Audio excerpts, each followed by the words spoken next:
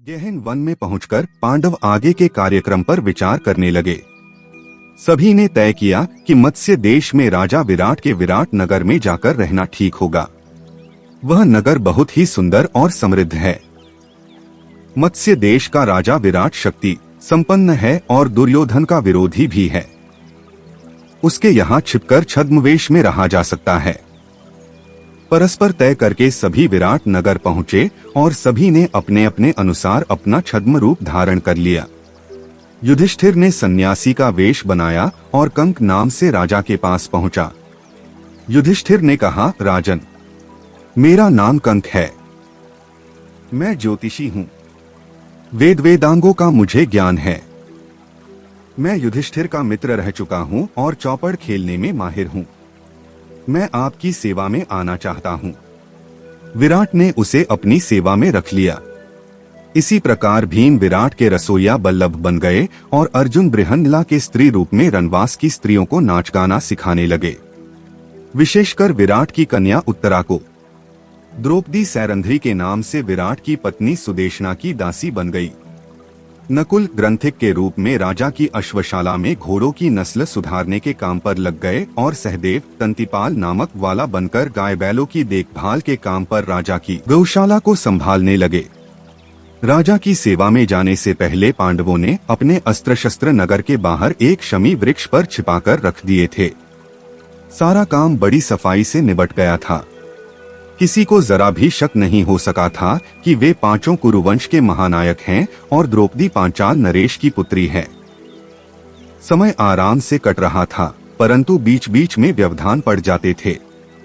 रानी सुदेशना का भाई कीचक बड़ा बलिष्ठ और वीर था।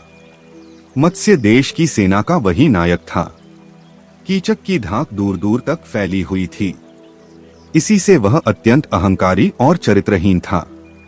वनवास में एक दिन उसकी दृष्टि सैरंध्री बनी द्रौपदी पर पड़ी तो वह उसे पाने के लिए लालायित हो उठा। उसने कई बार उसके साथ छेड़छाड़ करने की कोशिश की तो द्रौपदी कुंठित हो उठी, परंतु संकोच के कारण वह किसी से कुछ नहीं कह सकी। अपनी इच्छा पूर्ति के लिए पहले कीचक ने अपनी बहन सुदेशना का सहारा लियो पर कामयाब नहीं हो सका। जब उसने सैरंध्री को ज्यादा परेशान किया तो उसने अपने मन की व्यथा भीम को बताई। भीम ने उसे चालाकी से नृत्यशाला में बुलाने के लिए कहा। सैरंध्री ने उसे रात्रि में मिलने के लिए नृत्यशाला में बुलाया। कीचक सज-धज कर रात्रि में नृत्यशाला में पहुंचा। वहां भीम ने उसे पकड़ लिया। दोनों में मल्लयुद्ध हुआ। कीचक भी कम बलवान नहीं था, परंतु अंत में भीम ने कीचक को मार डाला और उसका शव नृत्यशाला में फेंक कर चला गया। कीचकवध का समाचार प्रातः होते ही सारे राज्य में जंगल की आग की भांति फैल गया। उसे किसने मारा, यह पता नहीं चल सका। रानी सुदेशना को शक अवश्य हुआ कि सैरंध्री के गंधर्व पति ने कीचक की हत्या की है। कीचकवध की खबर हस्तिनापुर पहुंची तो दुर्योधन को शक हुआ कि कीचक जैसे बलशाली सेनानायक की हत्या या तो बलराम कर सकते हैं या फिर भीम। पांडवों के 12 वर्ष का वनवास पूरा होने के बाद से ही दुर्योधन अपने गुप्तचरों से उनकी खोज करा रहा था, ताकि अज्ञातवास में उन्हें खोजकर फिर से 12 वर्ष के लिए वन में भेजा जा सके, परंतु वह सफल नहीं हो रहा था। कीचकवध से उसे आशा बंधी की होन हो, यह भीम का ही काम है, क्योंकि बलराम का कीचक से कोई बैरभाव नहीं था। कर्ण और शकुनी से परामर्श करके दुर्योधन विराट नगर पर आक्रमण करने चल पड़ा। वहां पहुंचकर उसके अनुचरों ने विराट की हजारों गायों का अपहरण कर लिया और उन्हें हस्तिनापुर ले जाने लगा। इस प्रकार विराट से युद्ध करने का यह खुला निमंत्रण था। सारे ग्वाले विराट के पुत्र उत्तर के पास पहुंचकर दुहाई देने लगे। हस्तिनापुर की विराट सेना का समाचार सुनकर राजकुमार उत्तर घबरा गया। वह उससे युद्ध करना नहीं चाहता था, परंतु द्रौपदी के समझाने पर वह बृहन्नला को अपना सारथी बनाकर रणक्षेत्र में जा पहुंचा, किंतु रणक्षेत्र में कौरवों की सेना देखकर उसके छक्के छूट गए। वह रणक्षेत्र छोड़कर भागने लगा। तब बृहन्नला ने उसे समझाया और श्मशान में शमी वृक्ष के पास पहुंचे। वहां शमी वृक्ष से उन्होंने अपने अस्त्र शस्त्र उतारे। उन्हें देखकर उत्तर चौंका। तब बृहन्नला ने उसे अपना और अपने भाइयों का परिचय दिया। राजकुमार उत्तर अर्जुन के पैरों में गिर पड़ा। अर्जुन ने उससे रथ हाँकने के लिए कहा और उसे हिम्मत बंधाई। रणक्षेत्र में पहुंचकर अर्जुन ने अपने गांडीव धनुष की टंकार की और देवदत्त नामक शंख बजाकर युद्ध का बिगुल बजा दिया। अर्जुन के धनुष की टंकार सुनकर कौरव सेना में खलबली मच गई। सैनिक थर्रा उठे। देखते ही देखते अर्जुन की भयानक बाण वर्षा ने कौरव सेना को तितर बितर कर दिया। उसने गायों के झुंड को छुड़ा लिया। ग्वालों को गायें विराट नगर की ओर ले जाने की आज्ञा देकर अर्जुन दुर्योधन का पीछा करने लगे। भयानक युद्ध हुआ। अंत में कौरव सेना के पैर उखड़ गए और वह भाग खड़ी हुई। युद्ध से लौटते हुए अर्जुन ने राजकुमार उत्तर से कहा, राजकुमार उत्तर, अपना रथ नगर की ओर ले चलो। शत्रु भाग गया है। इस विजय का श्रेय तुम्हें ही मिलना चाहिए।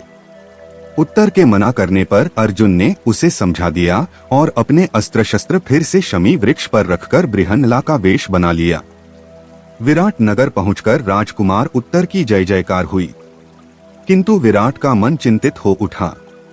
राजा ने सोचा कि उसका सुकोमल पुत्र एक हिजड़े को साथ लेकर कौरव सेना पर विजय प्राप्त नहीं कर सकता।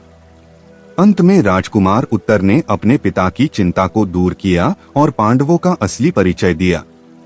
पांडवों का परिचय पाकर राजा विराट प्रसन्न भी हुआ और शर्मिंदा भी कि उसने उन्हें एक साधारण अनुचर समझकर अपने यहाँ रखा। उसने पांडवों से क्षमा मांगी।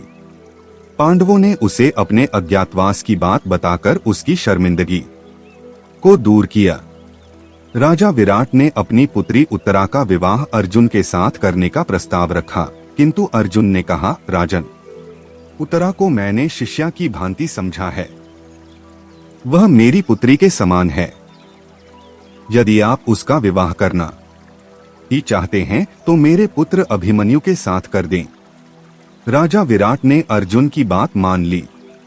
कुछ समय बाद दुर्योधन ने अपने दूत को भेजकर युधिष्ठिर को कहलवाया कि वे अज्ञातवास पूरा होने से पहले ही पहचान लिए गए हैं, इसलिए उन्हें शर्त के अनुसार फिर से 12 वर्ष का वनवास भोगना चाहिए। दूत की बात पर युधिष्ठिर मुस्कुराए और बोले, दूत, शीघ्र वापस जाकर दुर्योधन से कहो कि पितामह भीष्म और ज्योतिष शास्त्र के जानकारों से काल गणना करा के निश्चित करें कि अर्जुन ने जिस समय अपने धनुष की टंकार करके अपने आप को प्रकट किया, उस समय अज्ञातवास की अवधि पूरी हो चुकी थी या नहीं। मैं यह निश्चय पूर्वक कह सकता हूँ कि अर्जुन ने जिस समय धनुष की टंकार की थी, उस समय 13वां वर्ष समाप्त हुए पूरा एक दिन बीत चुका था। दूत युधिष्ठिर का संदेश लेकर हस्तिनापुर लौट गया।